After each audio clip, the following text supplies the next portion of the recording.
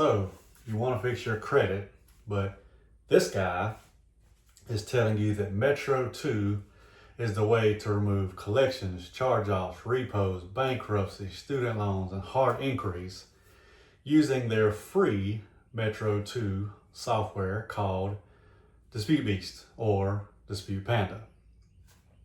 Or this guy is telling you consumer laws is going to fix everything on your credit. Just use our free AI consumer law dispute software. Your credit's going to get fixed. Trust me, it's not. Or you got this guy telling you that he's been in business for 10 years, 12 years, 14 years, nobody knows how many years, is literally living in a homeless shelter in California, but wants you to think that he's this rich person that works with millionaires and attorneys and doctors. Well, let me tell you, factual disputing is how you fix your credit.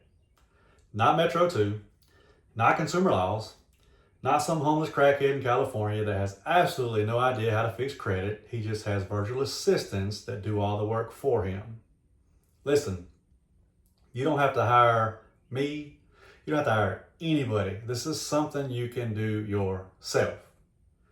If you do decide that you want an expert like us to do it, make sure that they are sending in dispute letters custom to your situation, and make sure they are not using those same dispute letters for every single consumer that signs up for their services, because it's not going to work. Also, make sure that you are either signing this with a wet pen, the dispute letters, or the company's sending them to you for electronic signature.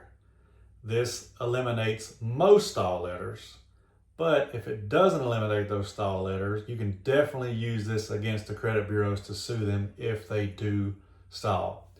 If you're trying to find the right company and you don't know where to start, just try to do it yourself. Again, you don't have to hire me. I don't care if nobody ever signs up for my services. I don't.